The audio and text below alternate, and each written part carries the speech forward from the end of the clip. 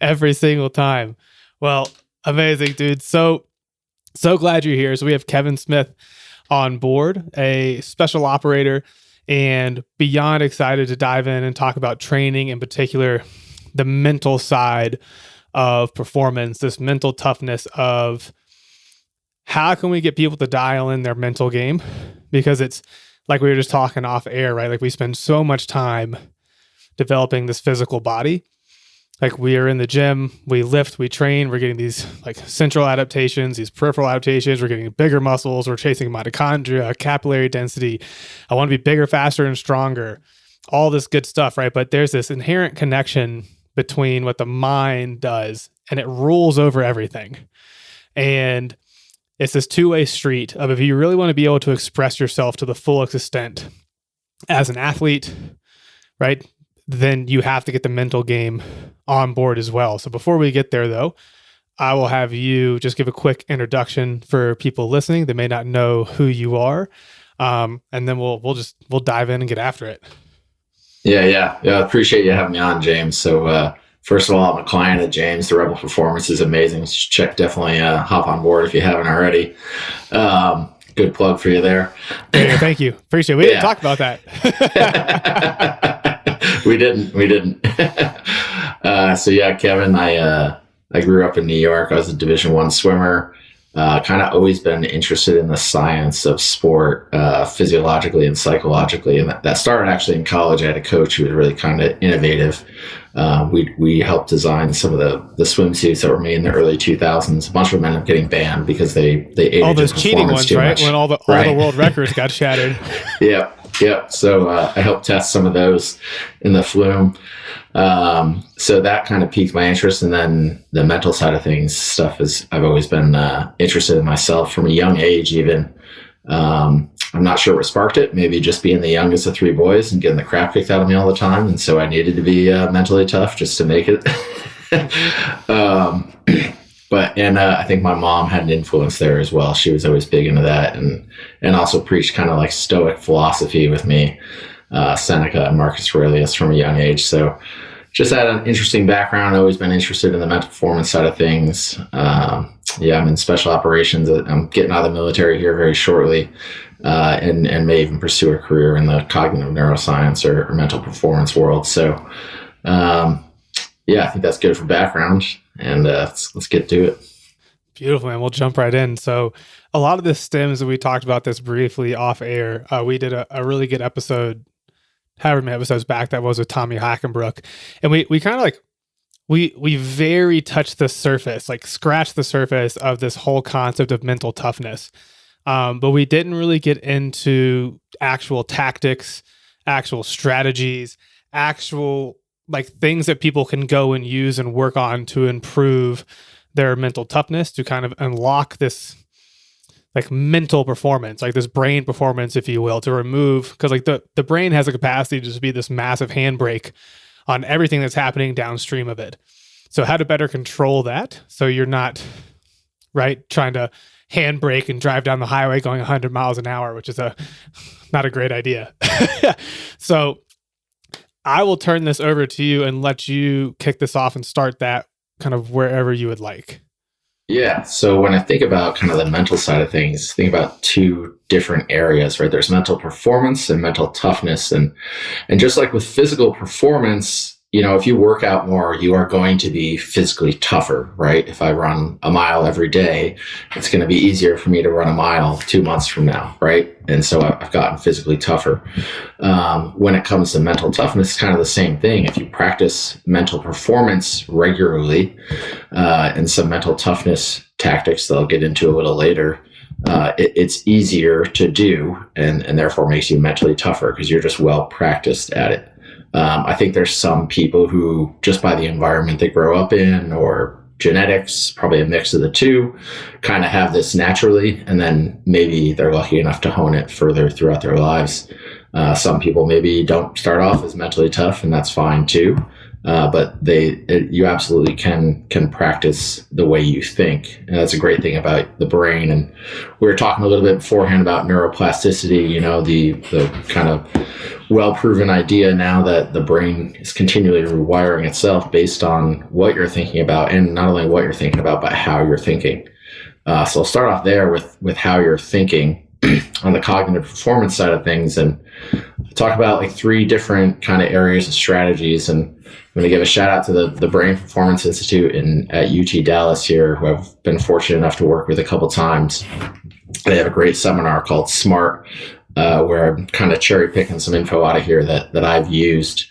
It's all things I think that smart people or even regular people do occasionally. But it's kind of like just eating well or exercising right. A natural athlete may be very good naturally, but if they know what they're supposed to do, then they can hone in and do it more regularly and thus perform better.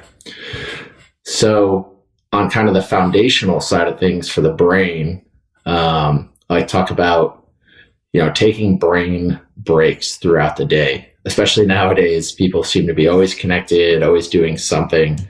And that does take away some of your capacity, right? If you're constantly on your phone, even if you think you're just kind of scrolling and not doing much, it is taking energy. So it's important to take kind of those brain breaks, 5-10 minutes every hour or two, and just let your brain wander, if you stare out the window or whatever you do. And then at the end of your day, really important, taking like that 30-minute wind down, kind of process your day. What did you do? What did you learn? Kind of let your brain wander, but also what your brain's doing during that time is filing away everything it's taken in that day, and it's processing connections it's made throughout the day. And then further in the foundational side of things, and there's, again, some of these, probably some people will just be saying, wow, this sounds simple, and it really is, but it's surprising how often we don't do this, right? Yeah, well, so just simple works. Yeah. And it's like, yeah. I love when people say that. They're like, bro, this is too simple. I'm like, are you doing it? And it's like 90 to 95% of the time, no. It's like, exactly. Okay, well, do the simple stuff. Like, let's hit the big rocks here before we try to put in the pebbles in the sand. That's right. And I'm guilty of not doing many of these things sometimes too, and I realize it, and then I get frustrated with myself. And anyway, so another foundational thing is just doing one thing at a time. Right? I mean, how often are we all trying to multitask or do too many things at once because we think it's more efficient?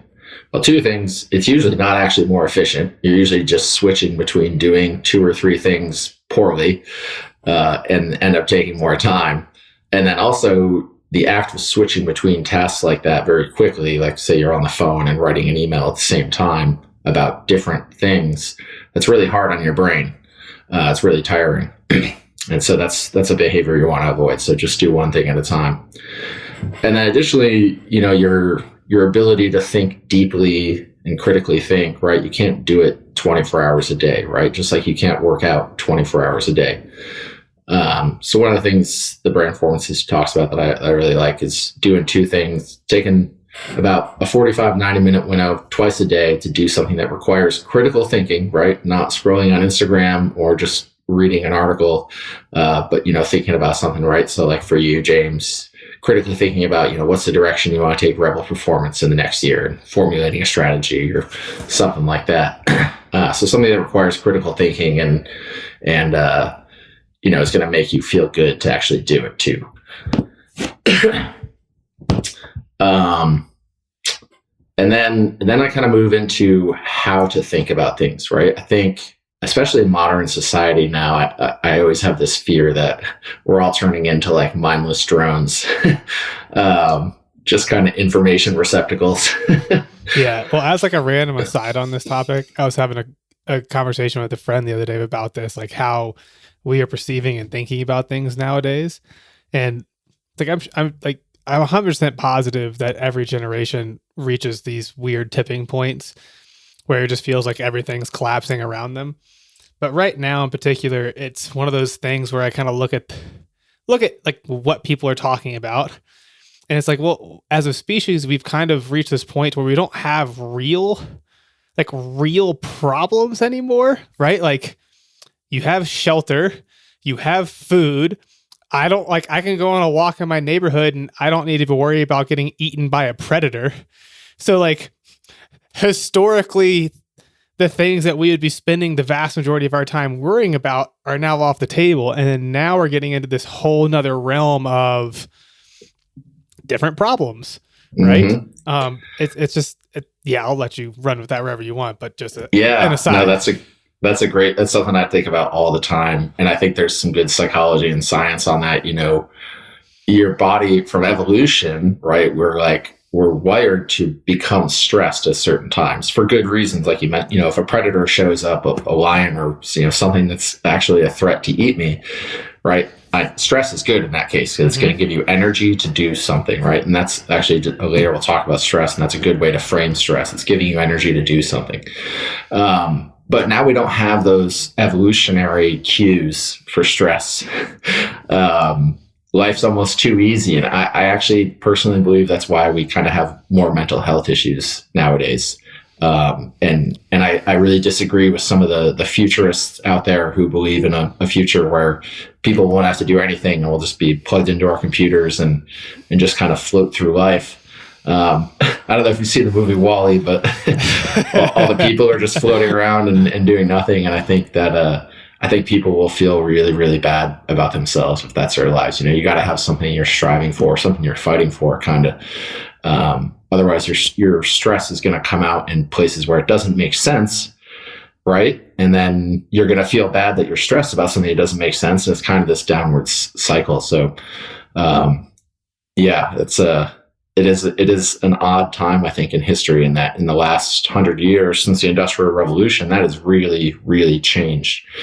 In that people don't have to really fight for their survival. Obviously, there are cases where people do, and in certain parts of the world in particular where things are really bad. But in America, for the most part, people aren't worried about, am I going to live or die today? Am I going to find food and things like that? So it's the curse of excess, I guess.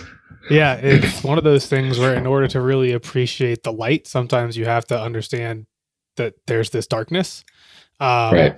And it's like without that struggle, without a lot of those evolutionary cues, then it's like, well, okay, like it's just going to get funneled to someplace else where historically it's never been before.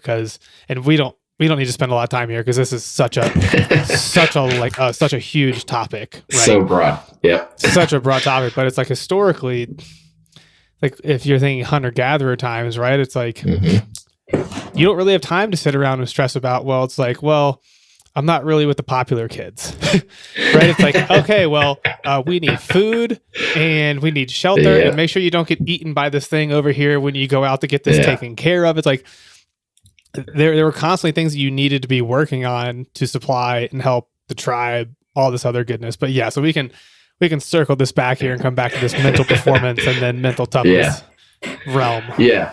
And I mean, it's just good to note the evolution aspect of it, though, because so much of how we're wired still comes from that, even though things have changed so much in the past 100 years, the evolutionary cues that live inside, you and I's DNA are there. DNA doesn't change very quickly. It takes a pretty long time. Right. So technology in the world is changing much faster, is evolving much faster than our bodies and our brains are. Mm-hmm. But so I was about to go into how to think about things, right? And again, I'm going to keep pimping the Brain Performance Institute in Dallas. People should check it out. centerforbrainhealth.edu, I think, or if you just Google Center for Brain Health Dallas. They have some really cool stuff. They talk about how to think about things, advice what to think, right? In school a lot, we do like rote memorization to learn, right? And don't learn kind of the critical why. And that's something that's really powerful for your brain, is understanding the critical why and the critical facts in something. And they've shown that thinking that way improves every aspect of your brain, right? So if you want to have a faster brain or have better memory or, have better pattern recognition, just practicing critical thinking about anything will make your brain stronger in like every facet. Vice some of these like brain games online that just work on one specific thing, like, Lumosity's got a bunch of games. A lot of them just work on processing speed, and you'll get a little bit better at processing speed. Mostly you'll get better at just playing that game though. So how to think about things and critically thinking about things, that's like the total body workout for your brain. And a couple ways you can do that when you're analyzing any kind of set of information, say it's some article you're reading about, some new physiology development or something like that, you need to zoom in first and find what the critical facts are within that, right? Because there's always a bunch of fluff and connecting words in any article, and take out what really matters from this. And that ties into filtering life, right? Nowadays, especially, we're surrounded by information. And when we're surrounded by information and it's everywhere, the brain kind of has a tendency to place the same value on all of it. Like everything is important, which means kind of nothing's important, which makes it very hard for people to make decisions. So it's really good to practice this practice of filtering things, taking the time to, look at what you're reading on your phone, whether it's the news or whatever else you may be into, and being like, okay, what is not necessary here? And what's kind of the critical fact? What can I learn from this? And then going the next step out, which is kind of zooming out and thinking about, okay, what is the meaning here? What is the theme? What are they talking about? Right? How would I explain this in one sentence to somebody? And then finally, trying to make a connection between that and something else. How does this relate to something else that is seemingly unrelated on the surface? And that's just thinking through that, even if you don't necessarily come up with a great connection. Trying to do that, one, is really healthy for your brain. And as you practice it more, you'll get really good at it. You'll see an article about subject X and an article about subject Y and be like, hey, they kind of actually have the same root cause, even though they're totally different things. I'm blanking on an example for that right now, which is unfortunate, but yeah, so that's kind of the bread and butter of how to think about things right there. And then finally, we kind of talk about innovation, and this is more like the imaginary aspect, and how healthy it is for the brain to do that, right? And the first thing is this concept of removing limits and measurements, right? And infinite possibilities, right? So if you're in like let's say, James, you asked me to help you brainstorm some ideas for what you want to do with Rebel Performance for the next year, right? A good practice would be to just throw out every crazy idea, right? We're going to have Rebel Performance become like an astronaut training center, right? It sounds crazy, right? But that'd be fun. Yeah, exactly. But just for just because it's doing that and just kind of throwing out every crazy idea you think of, right? The infinite possibilities, like remove all the boxes we put around ourselves in day-to-day life and all the measurements. And when you talk about sport and lifting, how often is it like, oh, I run a 4.5, 440, and I just need to get down to a 4.52, but it's like so far. And it's like, well, in your brain, you're now giving this measurement like so much importance that like you're almost making it impossible for yourself to do it, right? And so removing those limits, thinking about endless possibilities, one, really healthy for your brain. It's going to make you more flexible in the moment. You're going to be more innovative. You're going to come up with better ideas. And as it relates to sport or athletics, anything like that, it's going to help you kind of break through barriers, I think. It's kind of like this idea of how far could our brains go if we remove the restrictor plate that is kind of all the rules and limitations we grow up seeing around us. It's really interesting to think about like what humanity's done in the past 100 years compared to the 1,000 years before that, right? Like we've proven time and time again that we are really only limited by our imagination. We keep going further and farther in almost every endeavor that people put energy towards. And yet still there's a lot of people who view all these things as like restrictions, that we can't do this, we can't do that.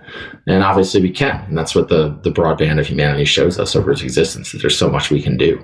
Yeah, it's kind of one of those deals where it's only impossible until someone does it. Yep. Yeah. Right? Because like a 4-minute mile for a very long time was not possible. Like a human can't run a 4-minute mile. And then the second one person runs a 4-minute mile, people start coming out of the woods. It's like, oh, exactly. It is doable. It's like the minute someone's like, oh, this can be done. It's like, okay, cool. Here we go. Exactly. Line it's them like, up.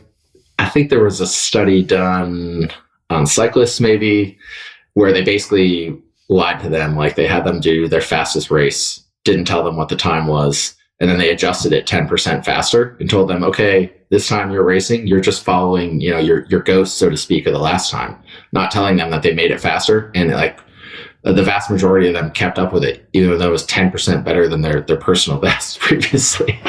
So I kind of think about that sometimes when I'm training, man. I was like, I wish there was a way I didn't know how much weight was on the bar and I couldn't see it. And I was just like, it was pure effort based and see if we could really go a lot farther that way. It's interesting, but yeah, the bottom line, we can do so much more than we think. And having that baseline, having that belief in your mind, right? That's going to build towards your toughness as well. And then finally, on just the performance side of things is learning from mistakes, right? So I don't know if you ever read Nassim Taleb's book, Anti-Fragile. It's really cool. I'm a huge Taleb fan. As me as well. But the fragility versus anti-fragility, right? In society, in a lot of ways, very fragile. And anti-fragility, for the listeners to understand, it's really just when something bad happens to you, taking it and turning it into a positive, or your system becomes stronger from it. The great example is the immune system, right? Typically, if a virus is introduced to it, it may get a little sick, but then it learns how to defeat it, and now it can't be made sick again by that virus in the future. And that's kind of the core concept of anti-fragility. But viewing your life from that lens, I think is really powerful. One, in terms of just being positive, when things happen to you, like, okay, well, that was a crappy situation I went through, but what did I learn from it? And I made it through it. So one, I know I can get through that. And right. So that adds to kind of your fortitude. And then the lessons you learn from that are usually kind of great stepping stones into kind of stepping forward into something else. I was going to hit you with a follow-up question on that, actually. So, because I think, like, outside looking in, when we start talking about special operators as a whole, people that go through some shit, to say the least. And so much like your training and prep, it seems like is built kind of on that core principle that you just mentioned of like, you're going to get put through things that 90+% of people are going to tap out and quit on. But every time you kind of cross that next hurdle, every time you get over that next barrier, it's like, oh, well, I just did this thing and that really sucked. And this thing I'm doing now really sucks, but I can probably get through it because and it's just, you build that confidence over time. Like every time you get through something challenging and hard, it's like the next challenging, hard thing you see is like, okay, well, like I know that I can handle this. Like I've done this before. This is not my first rodeo. Exactly. It kind of builds towards, in every selection process and different special operations unit is slightly different, but they're really all trying to do the same thing, is put you through a bunch of stuff to reveal who in the course has the mental and physical toughness and grit to make it through things when they're really bad. And not just make it through, but also kind of make good decisions during those times. It's interesting because I was thinking about this today. I was like, we don't, as far as I know, in any of the services, they don't do a ton of actually like training on the mental toughness side, but the training, the selection itself reveals kind of who has it naturally, right? Going back to what I talked about before, some people just kind of have this or developed it as a child, whatever it may be. Yeah. And I think, so yeah, towards that, I kind of go into like this talk about what's the difference between belief and confidence, right?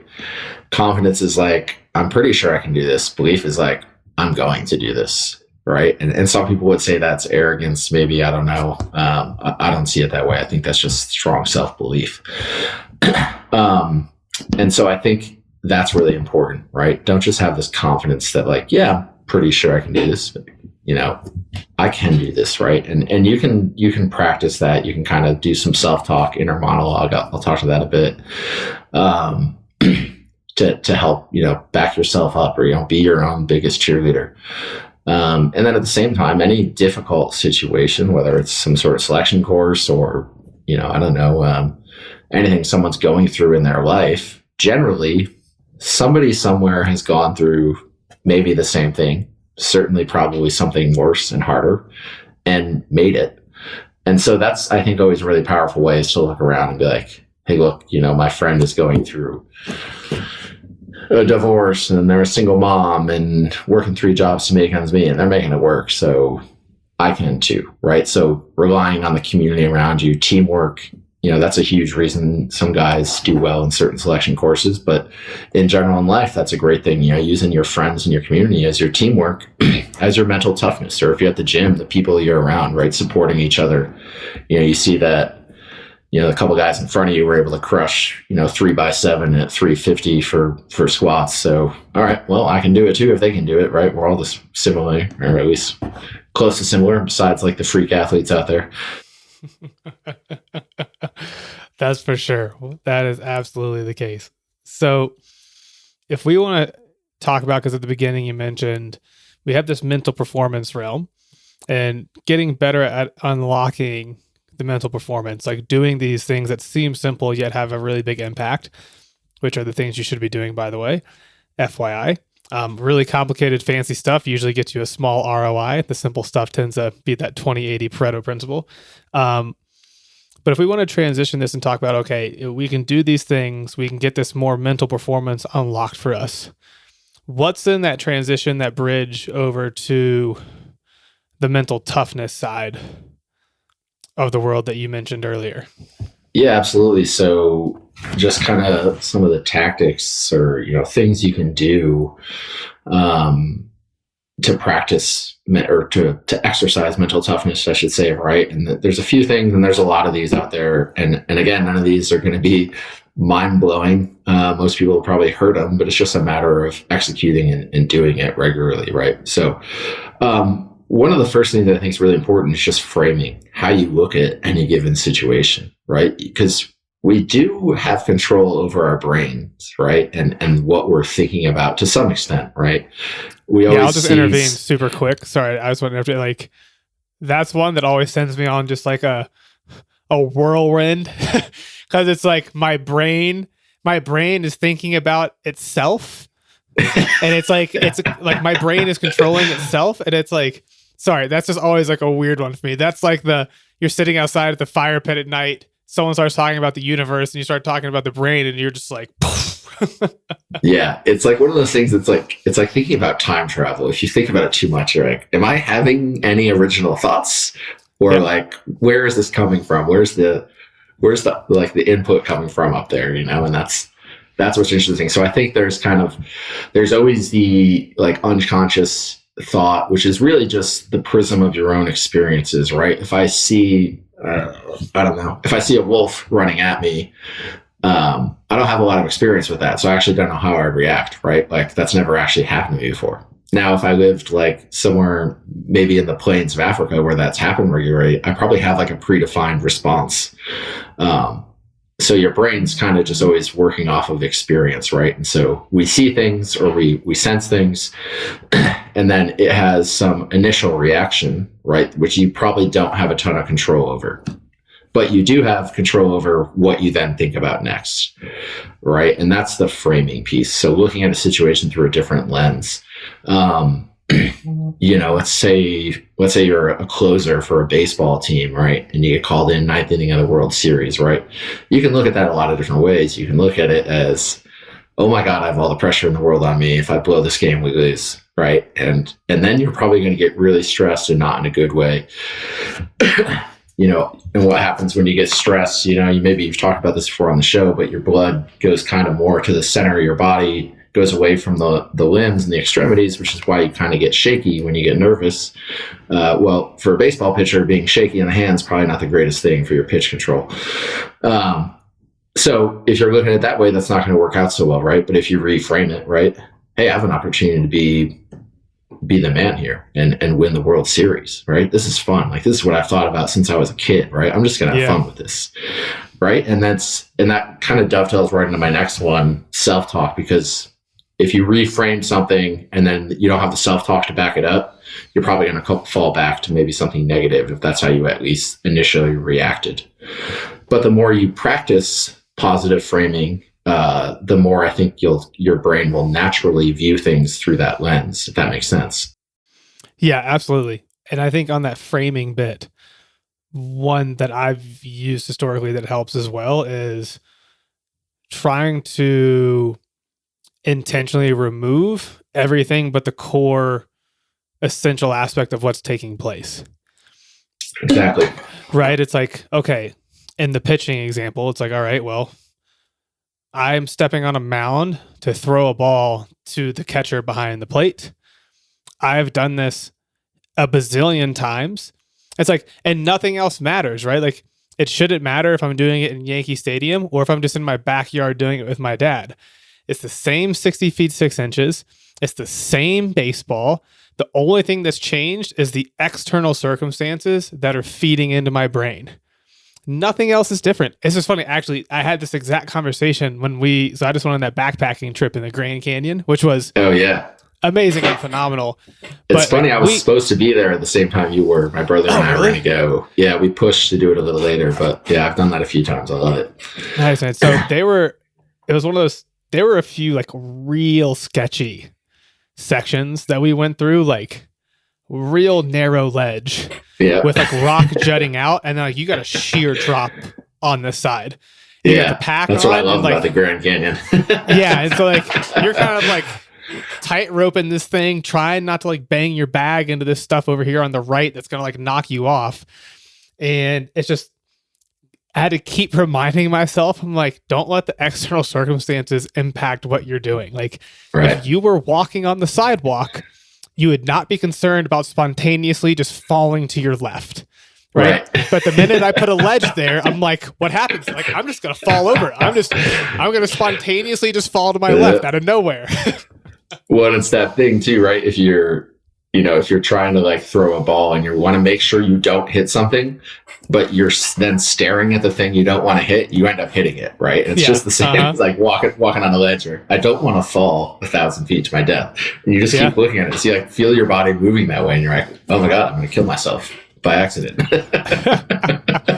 So in this framing self-talk tactic strategy, which is so important, if we want to circle this back to something that's primarily physical, right? Because most people listening to this, thinking athletes, they're chasing strength, hypertrophy, power, endurance, right? Like, so they will do things and find themselves in positions where it's like, physically, you're just getting, like, you got to go into the meat grinder. Like, it just gets really hard sometimes, right?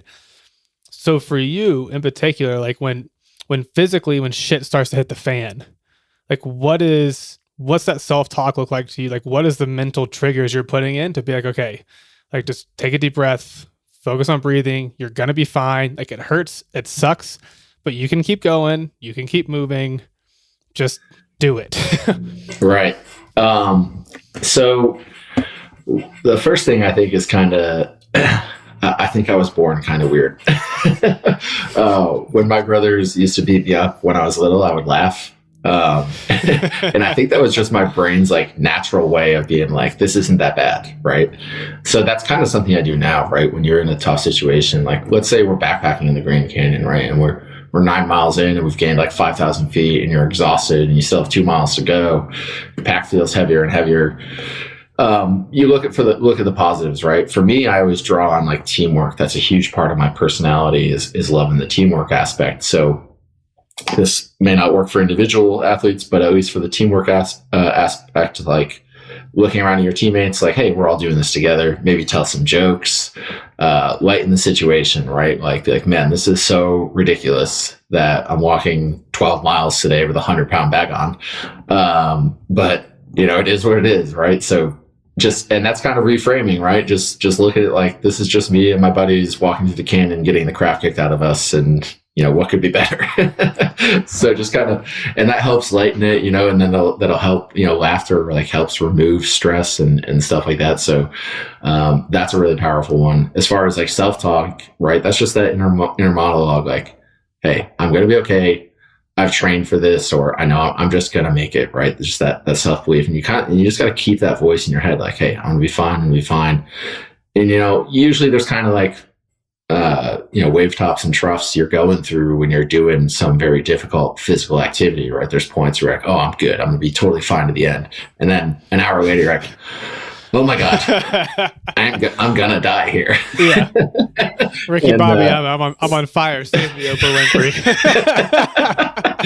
Exactly. And so it's realizing, I think too, going back to like, you mentioned this too, when you were talking about reframing about the ledge, or being the baseball example, like zooming in and seeing what the critical facts are. Like, hey, I'm just throwing a ball over the plate, and I've done this a million times.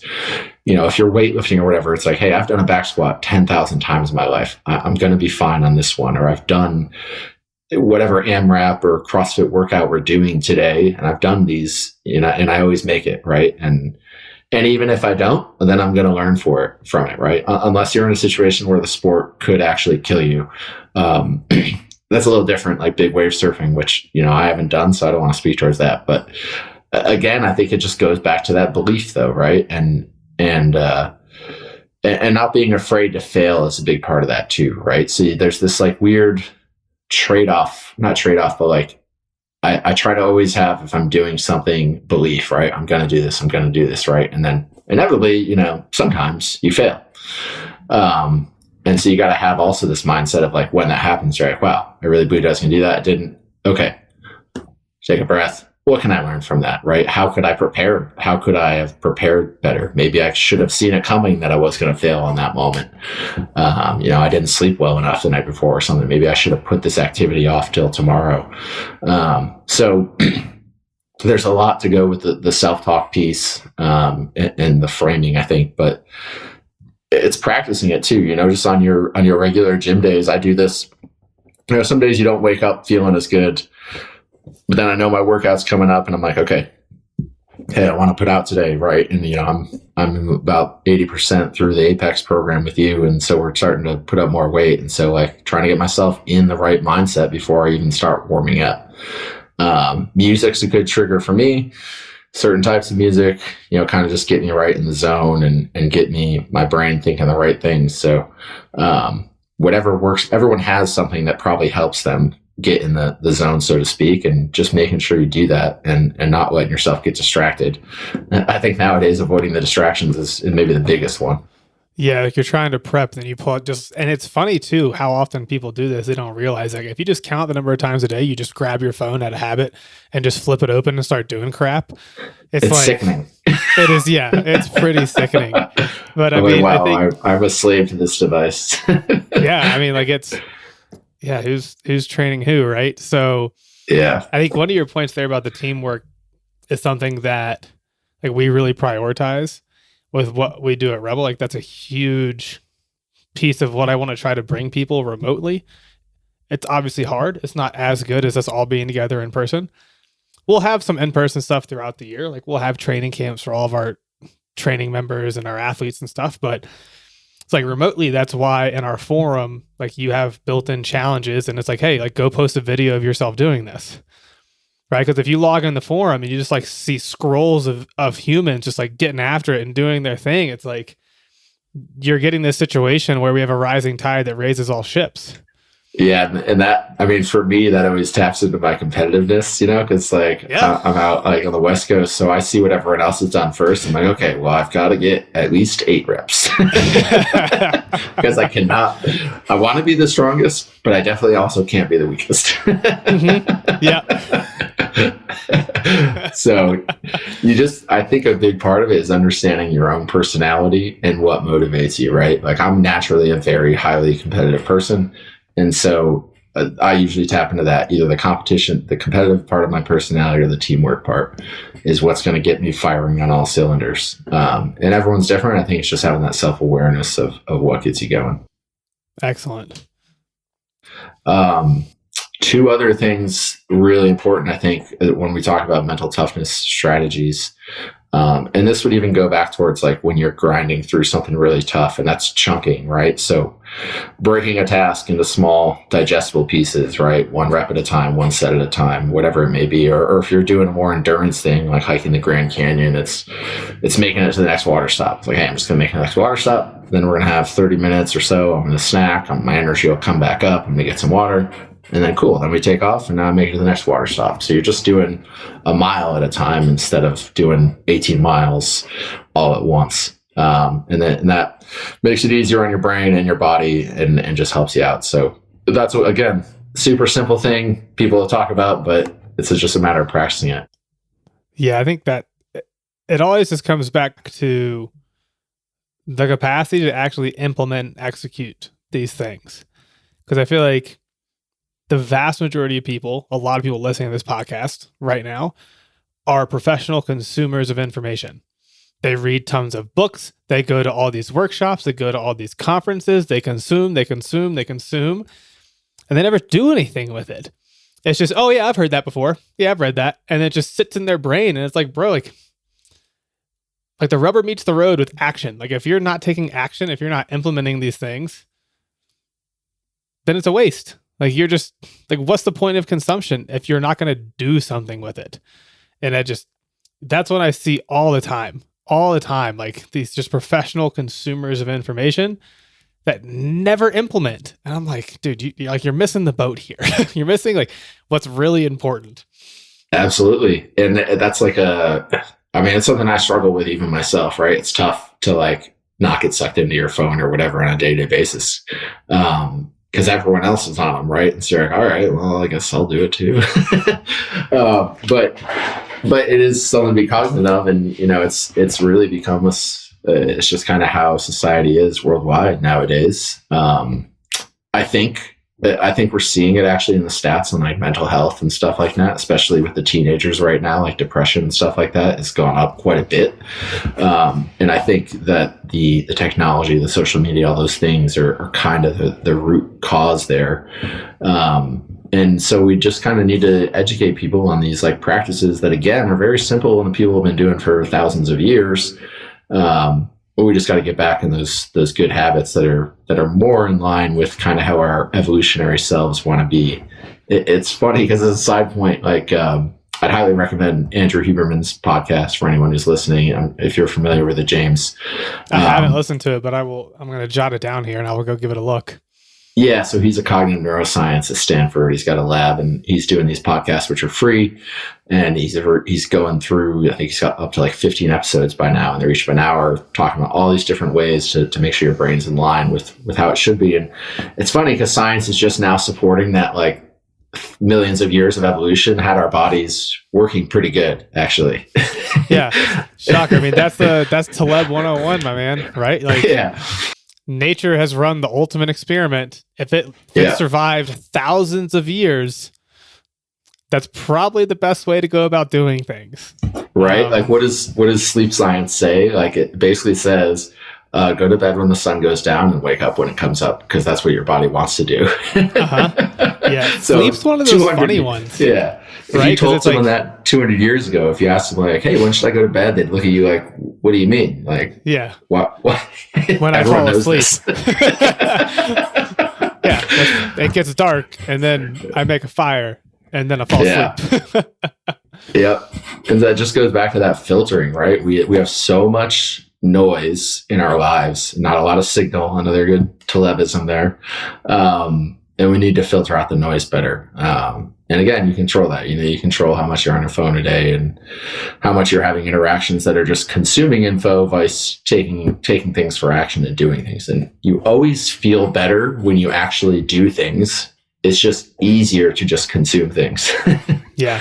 And just like a note on the chunking, like that's something that I wasn't good at kind of like 18, 19, like really early 20s in college.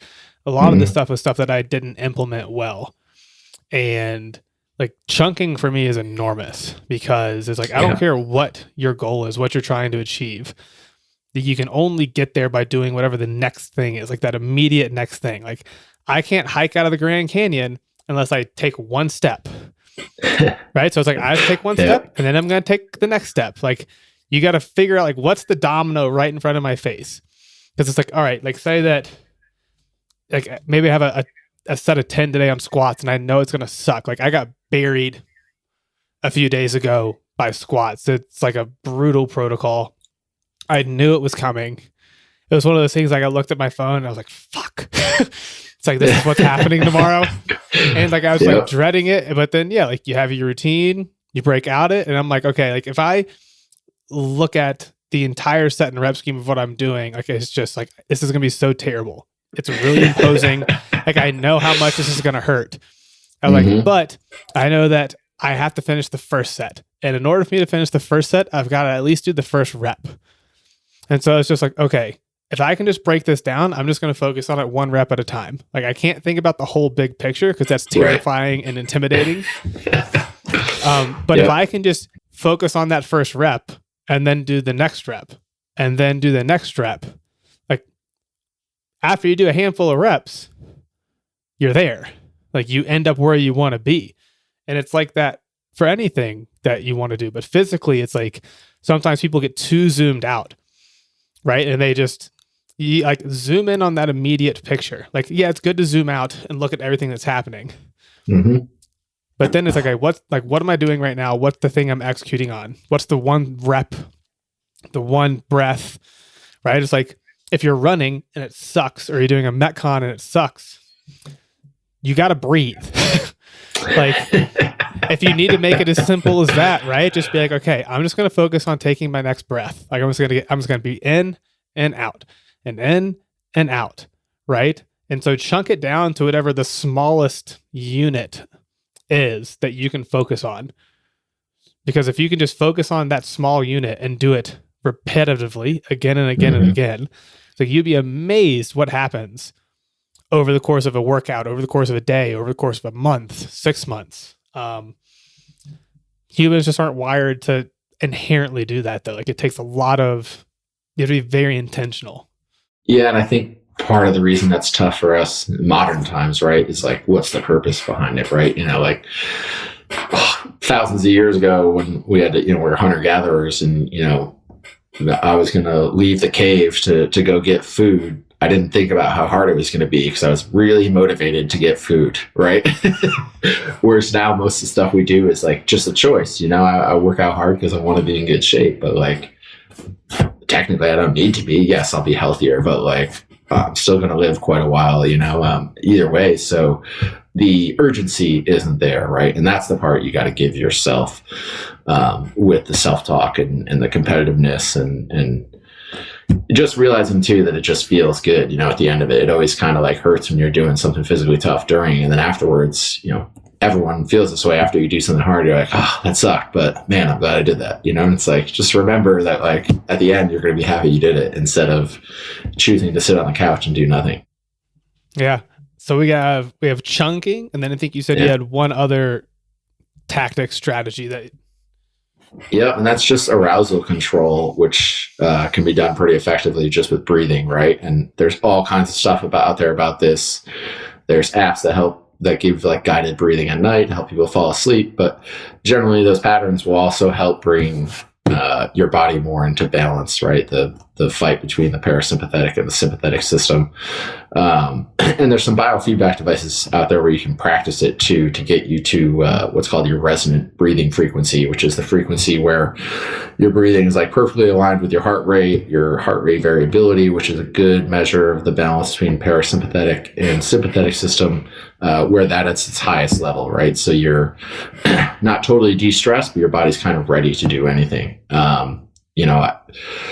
A lot of, you can do 4 for 4 breathing, 4 seconds in, 4 seconds out, or with like a 2-second pause between. There's all different ones. And I'd recommend some of the biofeedback devices because they'll help you find what exactly works for your body. Because for everyone else, that rate is going to be just slightly different. But I think have you tried one that you like? Yeah, I'm using, it's sitting on my counter. I can't remember the name right now. Inner Balance or Inner Heart, something like that. All good. So I'll just touch base with you afterwards. I'll figure out what it is, and we'll throw a link in the show notes if people want to go check it out. Yeah. But basically it clips to your ear to monitor your heart rate, and then it gives you a breathing protocol to follow. And it changes it up a little until it gets you to the spot where you're getting the best heart rate variability.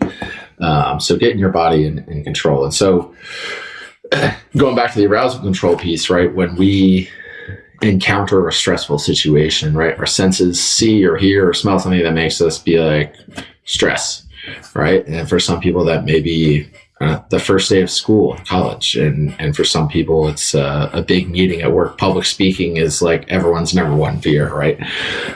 So if you're going to go into this situation that's stressful for you, right? Then you should be mindful enough to do something to help mitigate it, right? And breathing is a great one. because the mindfulness of focusing on your breathing, one, is going to take your mind off whatever that stressful event is a little bit. And then also modulating your breathing just right is going to help remove some of the stress hormones, the cortisol that's pumping through your blood when you're all worried and nervous. So yeah, that's kind of the final one there. Yeah, because something that people need to appreciate is that when stress comes, and it will happen, right? It's like anything. It's all about timing and dosage. Mm-hmm. Right? Like stress applied at the right time and the right dosage is incredibly beneficial. Stress applied all the time at any dosage is a terrible thing, right? Right. But yeah, like as an athlete or as a special operator, like you're going to be experiencing stress. Some you will choose to put on yourself intentionally, others probably not. But like when it happens, it's like you're not built to like really be cognitive when you're stressed, right? It's like historically we think about, oh, here's a lion. I just need to get away from the lion. I don't need to worry about figuring out math right now, or I need to fight the lion. Yeah, or making legitimate decisions. It's just I just need to get away from the lion.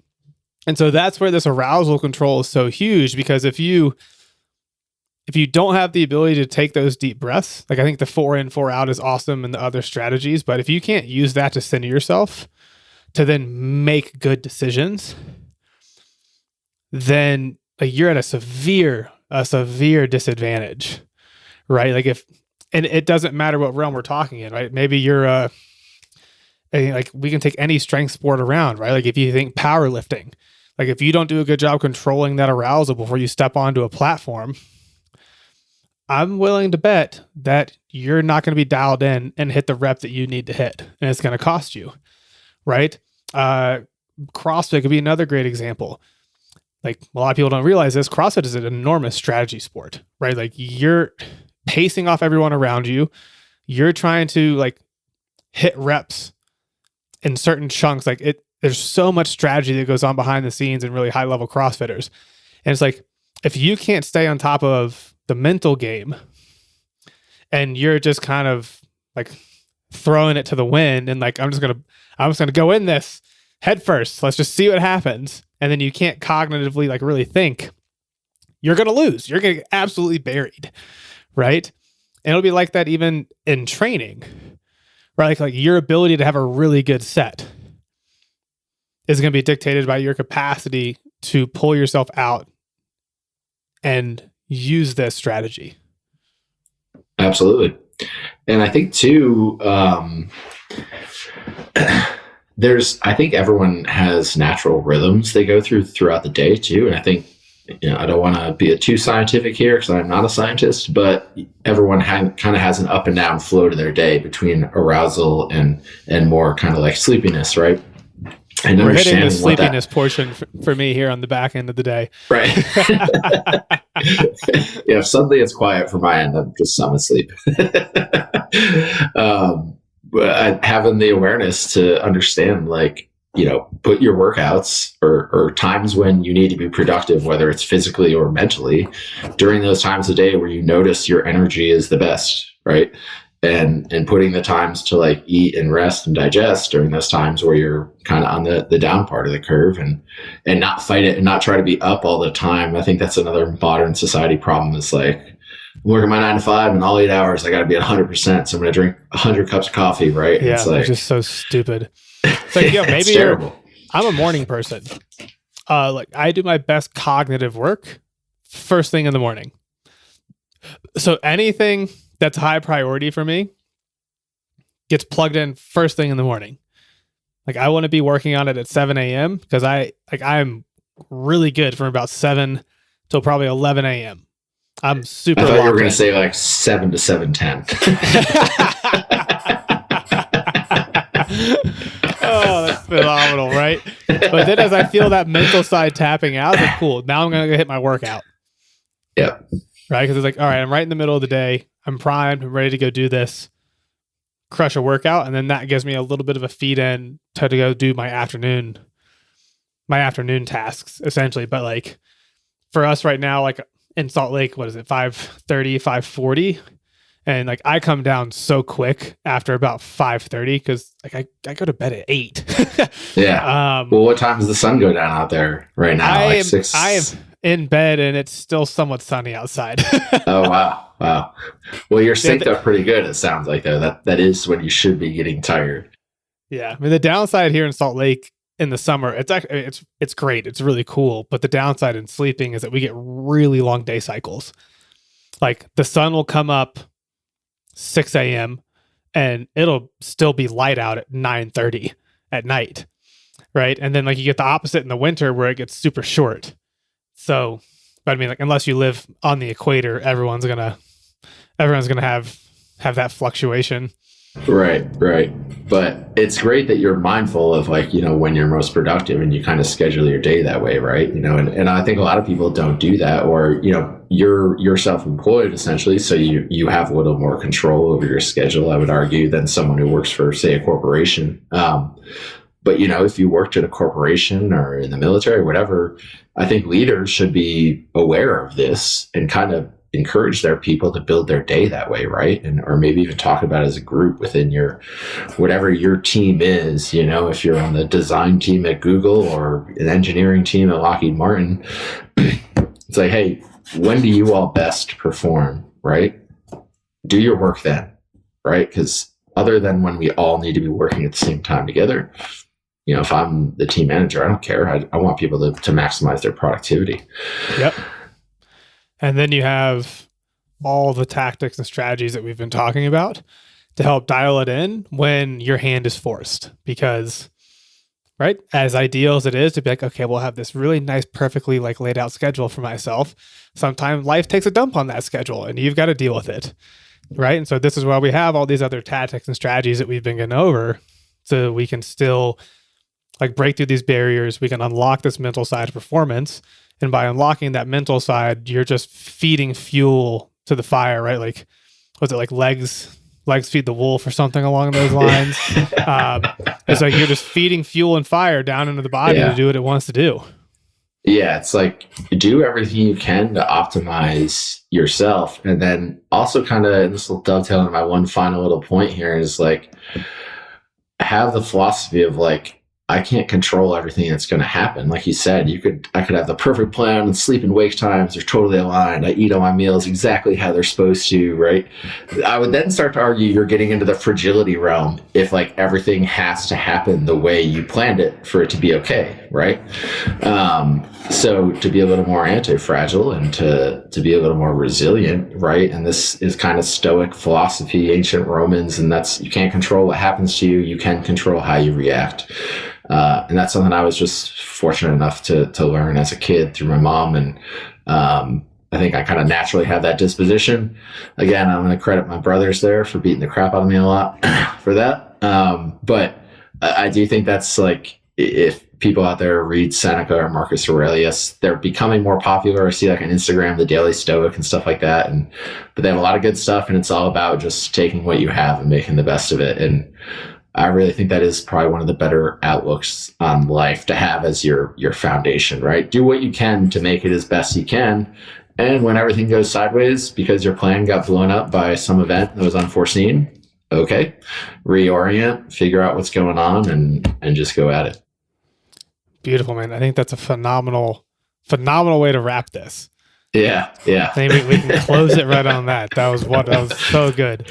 Kevin, man, thank you so much for coming on. I really enjoyed this. This was a lot of fun for me. This was great. For everybody that tuned in, thank you so much for being here. Hope you all have an amazing week. And that's all we got for you today. Yeah, thanks, James. Appreciate it.